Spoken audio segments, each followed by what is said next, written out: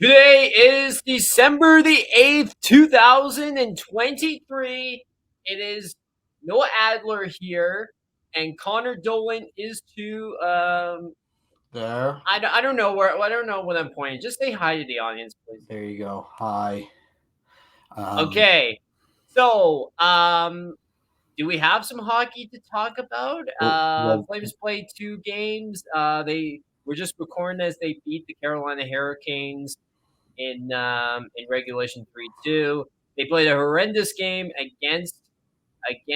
the Sorry, I was caught up Wild. in the one. The I was caught Wild. up in the one. I was caught up in the one. And then Vancouver, on Saturday we got those games to review, and I gotta talk about the Yankees in the first bit of the series. But anyway, we'll get to all that in episode number 14 of the Flamin' Talk podcast.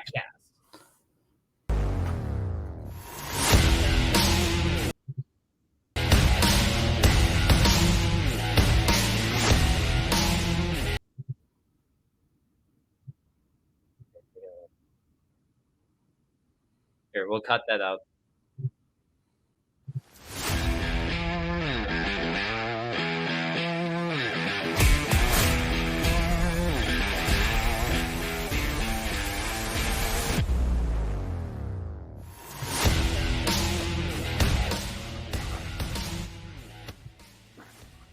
Oh. Hey everyone, this is episode 14 of the Flamin' Talk podcast presented by our good friends over at DraftKings. And we are also a part of the Hockey Podcast Network. I know how I'm doing, and you know very well how I'm doing, Connor. But how are you doing? You're in a different plane of existence right now. I'm doing good. I'm physically. I think I'm getting ill. I'm not sure if it's seasonal allergies coming back or if I'm actually getting a cold. But yeah, no, I'm just you. Yeah, for any of you who have been watching the episodes, you guys know that I'm usually really high energetic and outgoing. I probably won't be as much this episode. I'm just not feeling 100%. And again, it's mostly physical. So, but yeah, so just as a heads up there.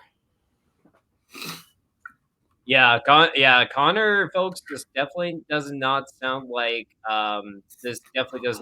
himself. That I can tell you. Yeah, we were literally just talking about it off air. That you were like, "Well, I don't know if I'm catching cold. I don't know if I'm catching allergies." I mean, here I am, the one who was on the podcast who had a cold when we were doing shows. Oh, yeah, there you go. And I was so able to have high energy. We are in completely different roles today, man. I'm actually like I'm trying to keep things level here, and you're just fucking going for it. So, dude, I've been on cloud 9 for 24 hours, man. I've been on cloud 9 for the last 24 hours, man. I'm still celebrating. He's doing drugs, guys. It's really weird. He's being really weird. He's doing drugs. It's been like this for the past 48 hours. 24. No. Anyways. Man, I'm just celebrating the return of the evil empire. That's what I'm celebrating. What are you celebrating? I don't know. I thought should we talk about the game that just happened? Sure. Just 20 minutes ago. What do you want to talk about first? Because you obviously want to get something off your chest. Juan Soto's a Yankee, baby! Woo! Let's go! Evil Empire's returned. I have no idea. So for any of you baseball guys out there, and Yankee fans, good for you, I guess. For myself, I could really care less. Here, Connor, let me give you a hockey equivalent if you don't mind. Leon Draisaitl. It's like Leon Draisaitl being traded. Oh, okay. Mm-hmm. But anyway, an absolutely generational bat. Him and Judge in the 2 and 3 hole, man. Oh my god. Next season's gonna be fun. We just gotta go get the Japanese pitcher Yamamoto now. Like that, and then it's like, okay, the fully operational Death Star is All ready I've to been go. hearing, Ready to go. all I have been hearing on the trade market for the MLB was Ohtani, and because of course Sportsnet is all Ohtani's a free agent. Well, still Free agent. Yeah. Still, because Sportsnet loves Toronto and sucks any Toronto sports media or does any of that, right? All I've been hearing is Blue Jays looking for Ohtani, Blue Jays trying to talk with Ohtani, making decisions. And I'm like, oh my god, I just realized how much I don't care.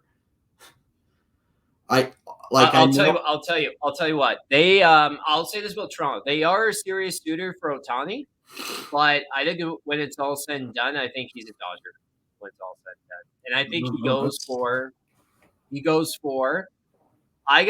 say he goes for 12 years, $615 million. 650. Okay. It's gonna be something insane. So then I have a question for you. Yeah, go ahead. What is, if Toronto is really, really, really pushing for Ohtani, what are they willing to sacrifice? How much are they willing to sacrifice? Man, I'm just thinking because I think one thing people have to consider here is the reason why I say Dodgers is because they've been basically lowering payroll for like 2 years now, and resend their luxury tax too for the last 2 years in pursuit of Ohtani. That's the biggest reason why they lowered payroll the last 2 years was to go after Shohei Ohtani. And it would be an absolute stunner if the Dodgers can get him. After lowering all that payroll, why would they screw that up? Why would they screw that up? Unless if Toronto's willing to give him $650, okay, go nuts. But I don't think it's the smart investment to give him $650 million. Like, ugh. Yeah. I don't know. Like with injuries, man, with injury past and all that stuff, I'm like, I don't know. I don't know if I'm willing to give him that much. I mean, I'm thankful the Yankees weren't in on him. Like, I didn't want anything to do with him. Yeah, I don't know. He can't handle New York anyway. I barely follow baseball during the summer because there's two things. A, I'm working, and B, whenever baseball games do come on, I'm bored out of my mind. And I apologize for saying that. I would find I did play 1 year for baseball. I did. And I have gone to a Padres game, actually. I've been to an MLB game. Oh. I honestly, you went to Petco then. Nice. Yes, that's a nice park. That's a really nice park. It's cool because they've got some history with it too. They actually put their old buildings in San Diego. Yeah. It's stunning. It's a really stunning ballpark. I'll have to definitely get there someday. But yeah, no. But it was just, for me, it was, what was cool was when the times that or the couple of times where something interesting happened, I wasn't looking, right? And that's my luck, right? So like the home runs, I would see the ball go over, but I didn't actually see the hit, right? So yeah, but, that is, and I think Family Guy made a joke about having the most entertaining things or having the only exciting thing happen while you have your back turned. And sure enough. So anyway, yeah. This is the first time that it's really felt like World Series or bust for me. Like it's been since at least 2009, since the last time it's really felt that way. Because this team really hasn't acted the same way as they used to be when George was still alive and George was still the owner. But hey, man, it felt as if George visited Hal after the season ended and said, "You better fucking do something. So You better get off your ass here and do something." So when was the Yankees' last World Series win? 09. 09? 09. And I've How seen a many championship. and how many times have the Yankees actually been to the finals since 09? 0. 0. Okay. Now they have been to the playoffs. Closest they came was Game 7, 2017 ALCS, which you lost the Astros. And that's when that's when the Cubs won. No, the Cubs won the year before. Year before? No, I thought it was. It was the year before. It was the year before they won. It was 2017. Huh. 2016 they won. Okay. Well. Yeah. But anyway, I'm excited, man. The Evil Empire's back. Juan Soto's a Yankee. I couldn't be any more ecstatic. And whatever the Flames do to me, they're not going to upset me because I'm happy the Yankees have Juan Soto. That's the biggest thing right now that's keeping my sanity intact. Well, we'll see. Again, it's you're having your right now. You're having your high. Why don't we say you're having your high? But you haven't seen them play yet. I'm talking my shit. Oh yeah. I need to talk my shit. We deserve to talk our shit. I mean, when we got Huberto and Weir, man, that we were talking our shit too. We were like, oh, you know what? We got the perfect replacements. We're gonna be good. And look how that turned out. So, but yeah. Speaking of which, I want to ask you this: why do the Flames continue to do this to us? They just go down and then they come back. That's like being a Seahawks fan.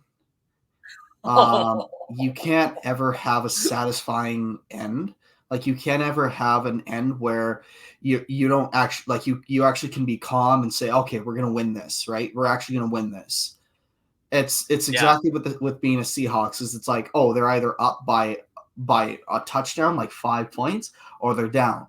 And the other guys will either come up with a dying second and we're going to have to kick a field goal to gain back the lead, or they're within the red zone to basically either tie it or take the lead.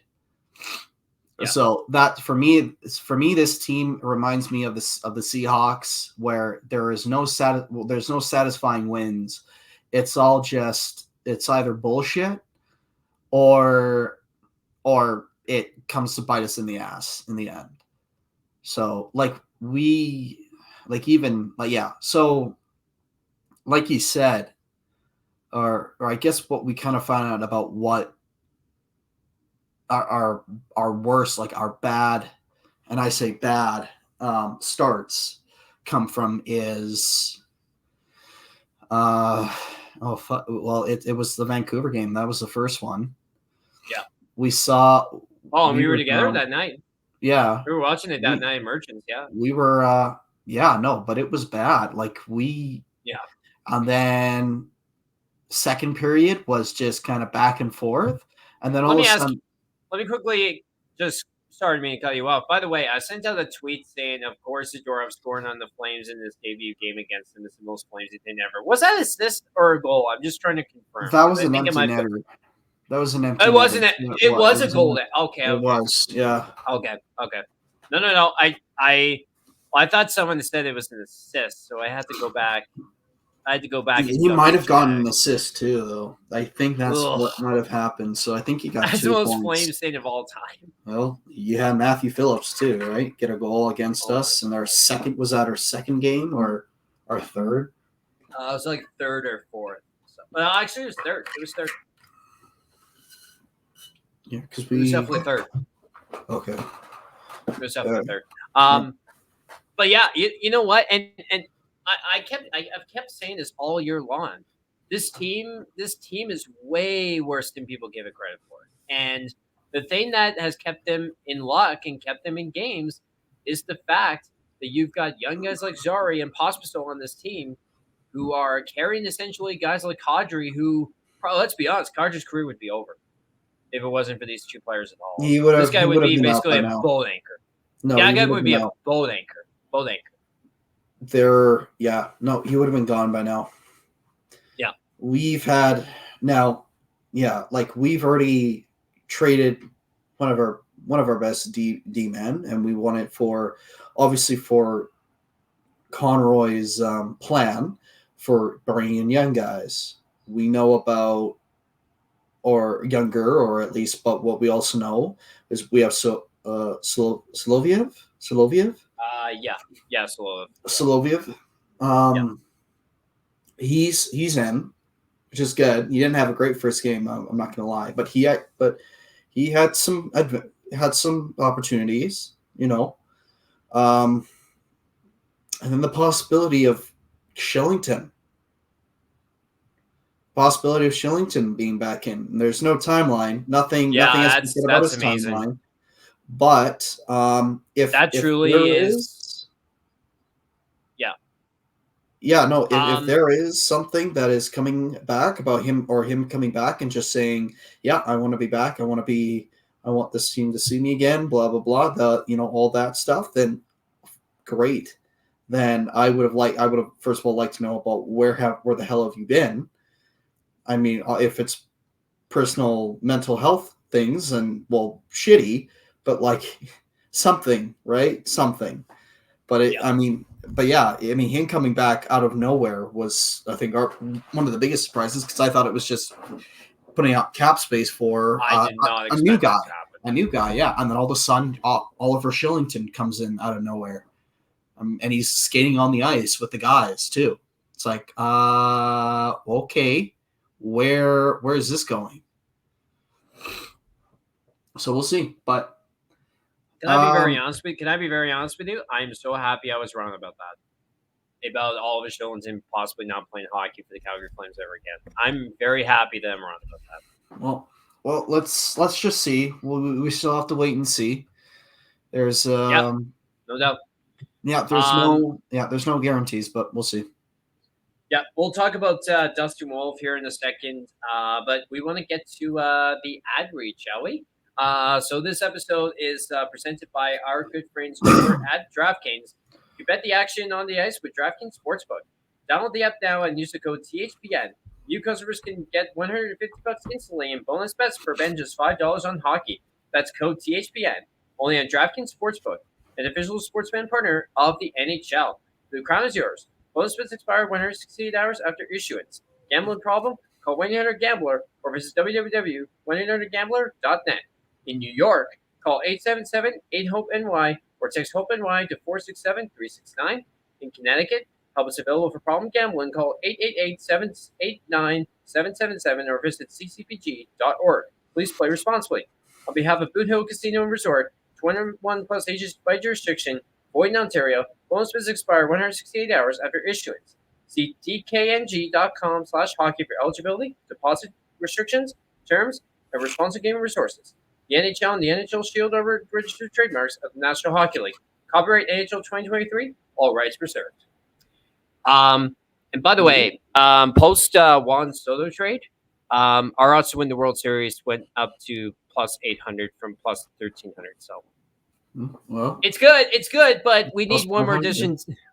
It's good. It's the third best odds, but we need to get to the best odds. So hope Right, well, hope Yamamoto's the one. But we'll anyway, see. let's get to Wolf. So Wolfie. so we saw him get into the game against the what's going on? No, that's my sorry. It's just some okay. thing. I'm just fucking Okay. No.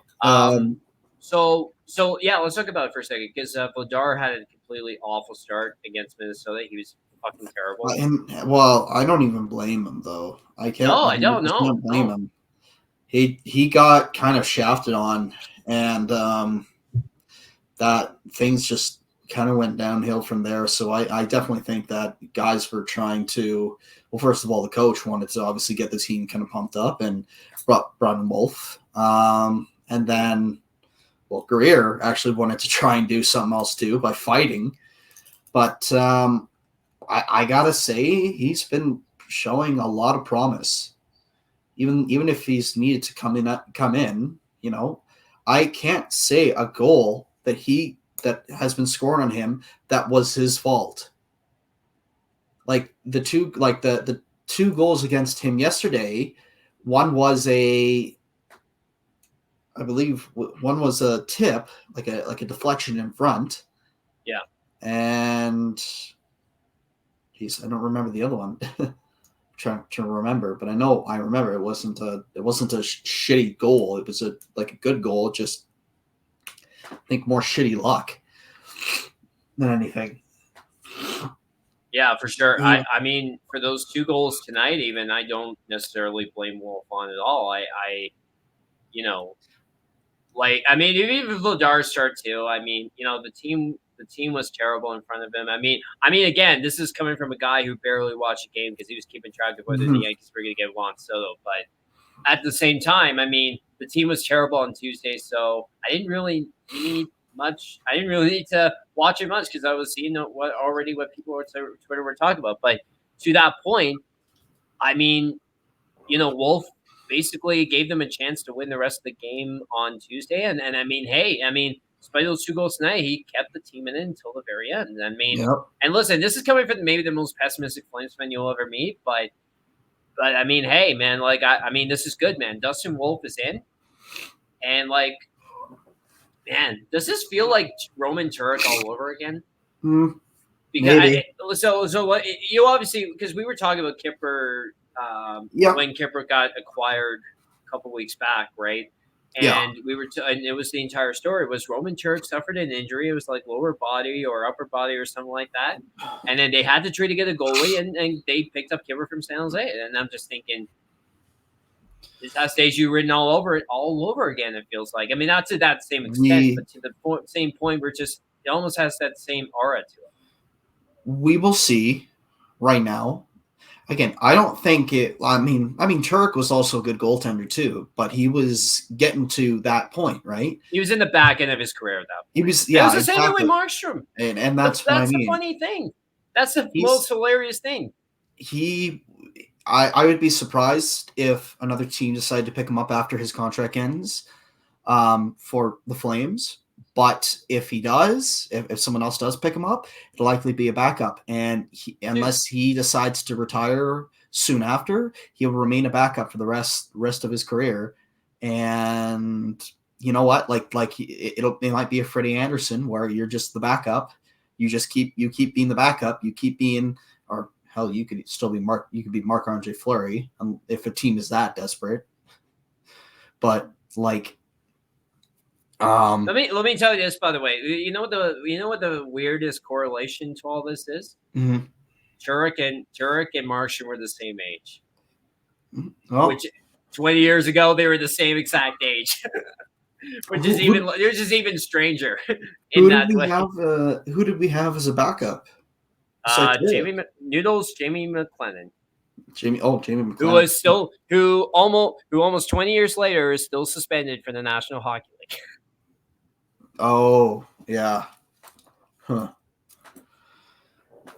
Because remember, I think we talked about this, but in Game 5 against Detroit in 2007, right? He basically slashed Johan Franzen, right? And then basically his career was over. Oh yeah. He never played the game again. Yeah. Yeah. Sorry, I'm just looking here. Holy shit. But I will say this about Wolf is I assume he gets to start Saturday. I would hope that he gets to start. And we'll see about how he does there too.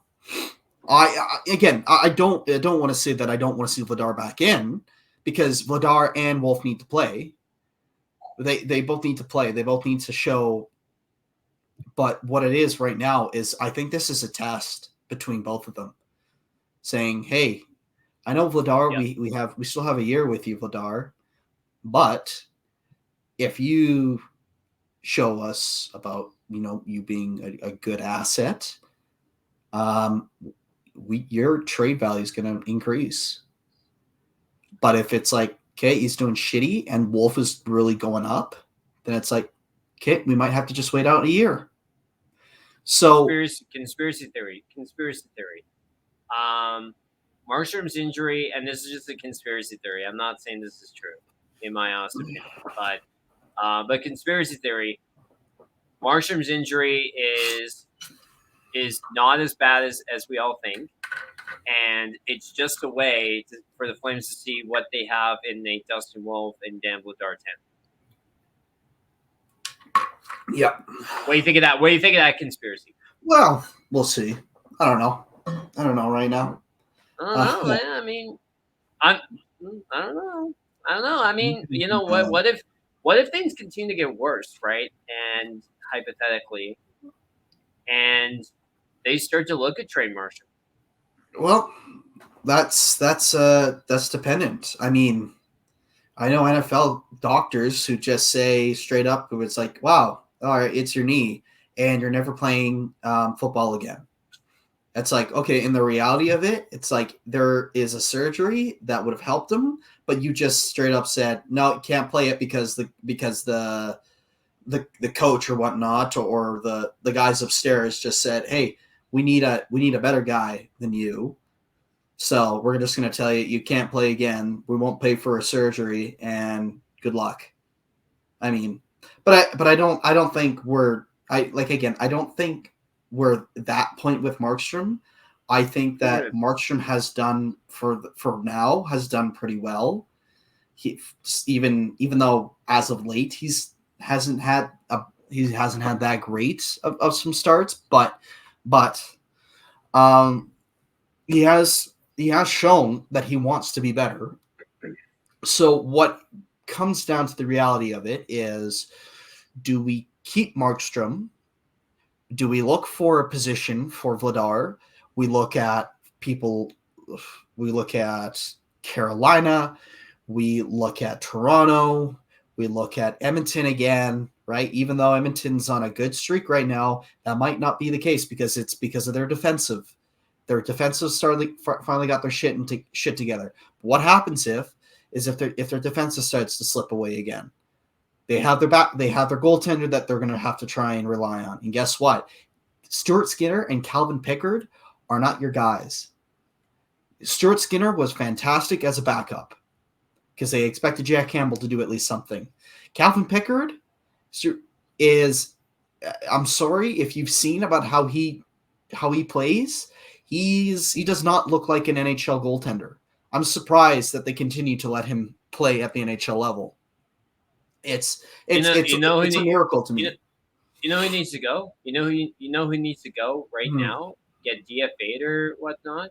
I don't know if DFA is the thing. And no. I'm sorry. I'm all over the place. But but you know who needs to get sent down to the A? Yeah. Dylan Dubé. Dubé needs to go. Yeah. No, Dubé does need to go. He he likes to think that this game is baseball. I saw that tweet. Yeah.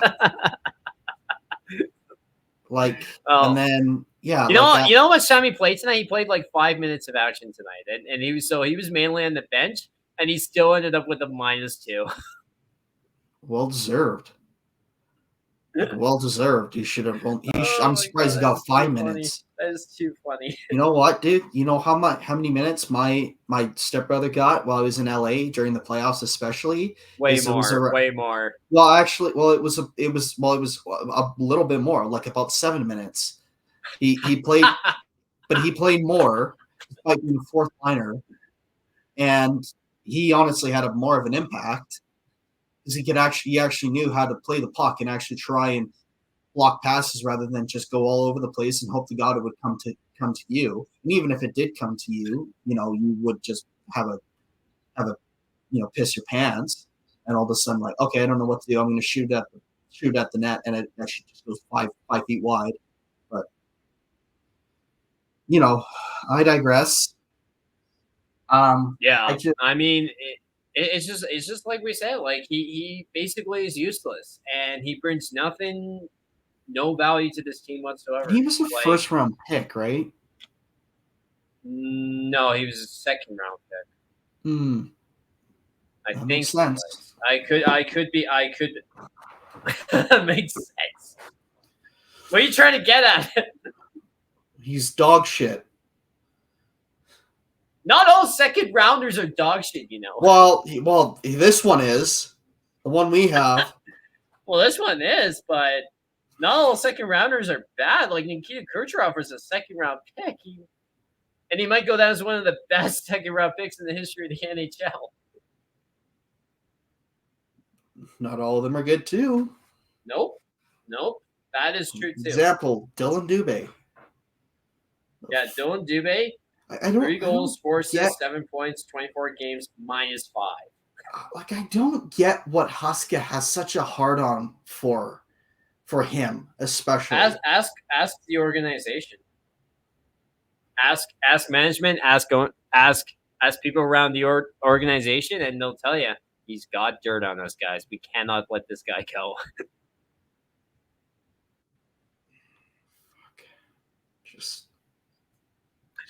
But I think what's worse is I don't get the media's obsession with Dylan Dubé. I don't whatsoever. It's tiring. It's exhausting. I'm just like, just let it go. It's time to let it go, guys. The Dylan Dubé experiment needs to end now. It's over. It's over. Yeah. Well, yeah. I don't even know, man. Like, just such a. If anything, I'd also trade Mangiapane as well.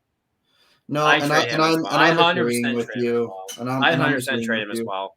No question. No, and I am agreeing with you. Yeah. I would like to see at least some good value come out of him, but I know as of what he's been playing like, I'm not seeing that come anytime soon.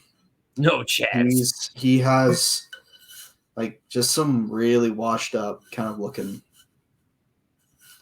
Yeah. Again, we are looking, but like, exactly.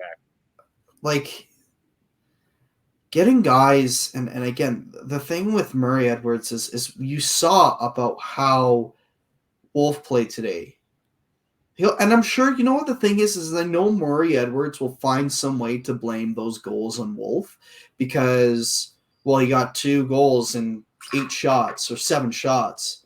So, and you know what? They were his fault because he should have been able to see that tip. It's like, you know how difficult it is for a goaltender to see the tip? It's like, what if they don't tip it? So you're expecting a tip to go from that's coming this way and then supposed to go that way? It's like, no, you don't. Like, if he doesn't tip it, that's just going to go right past you. And that's a goal. That's just as directly shot in. Right. So what goalies do most of the time is that they put their body in front of where the initial shot is going. And if it gets tipped, well, you better hope that you keep your body big. So, but I guarantee you, it's like, oh, well, you know, it was Wolf's fault. Wolf should have had this. And, Zari and Pospisil, well, they weren't playing to their potential today because, you know, they're young and we need some more, you need some veteran skill out there. It's like, do you even want this team to succeed? Like, do you want to see something come out of this team? Have you ever heard of the Stanley? Like, do you even know what teams are trying to play the game for? It's called the Stanley Cup. And I know Murray, I know Edwards, that you don't like the word rebuild. And I don't think you even like the word playoffs too, because obviously what you try to do at every given point is find a way to lower the chances of the Flames making the playoffs with the stupid decisions that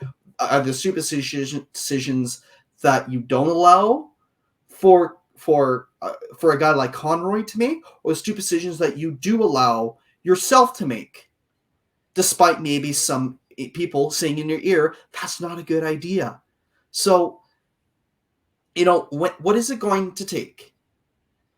I was hoping that this game we would lose 2-0, 2-1.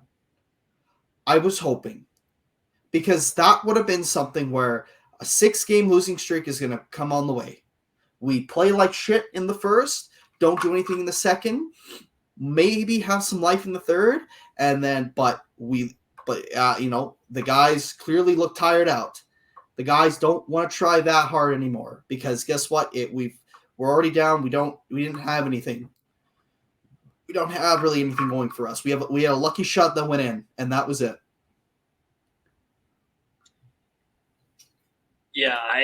It's I mean, I everyone knows where I stand when it comes to this team. Like this team is still not going to make the playoffs, and I still think every single win this team has is just more false hope for the fans and management. It just is. I'm sorry, people don't like to hear it, but they know it's true. So I'm like, Yeah, okay, I whatever. mean, I mean, It's still so unwatchable at times. That's the whole point I'm saying. well, Like, one of the stupid things that they said too is, and I know this was Conroy, but I'm sure this was also discussed with Murray and Bean and Fat Fuck. Was when they talked about not moving guys because they were winning. They're not gonna look at moving guys, or they're not gonna look at. I'm like, that this is the perfect opportunity for you to do so. If you're winning, or how you're winning, you should understand is not going to be effective. Because guess what? right. Even though it's a quarter of the season through, teams are going to start to catch up on your shit. You might go through the first half of the season where the teams meet you for the first time, and they don't expect that. Oh, we lost in the third. We were up 2 goals, and they beat us in overtime, or they got 3 goals against us, or whatever, right? But guess what? That won't always work. And that's when the young guys come in and say, hey, let us help you in the first period try to create a pace where we can be at least on the level, where we don't need to be down by 2 goals or 3 goals or even a goal in the first because we just want it to be lazy and sloppy, right? Something where we can create a pace rather than them taking the game, rather than it being a back and forth game. It's just lazy bullshit. So, right? Like, Yeah. And you know what? We'll put a bow there on this episode of the Flame and Talk podcast, and we'll be pretty interested to see how the remainder of the gauntlet schedule really goes here, man. Like, I mean, as I've said, I think too much false hope and narrative still being created. Right, the more they win games, and that's why I say it's like, what's the point? yeah. I'm sorry, but it's true. What's the point? Yeah. Well, that's the thing is we know about what happens when the hopes are brought up. We also know about the falsity of, or the of what happens when we start going on a winning streak, is that they decide to not move guys, or they decide to look at extensions, and that scares the shit out of me. That is what scares me, is looking at extensions for guys that don't need extensions, or for guys that if they are getting an extension, they're going to be asking way too much for it. Because guess what happens when those guys, you lose fans, and you lose more fans over mediocrity than you do actually tanking and rebuilding. Like you lose fans over that. I just am very surprised about why Calgary wanted a new arena. Because did they do a vote with the fans saying, "Hey, get a new arena"? No. Exactly. I want to know about how many fans actually wanted a new arena. If the fans said people didn't vote for the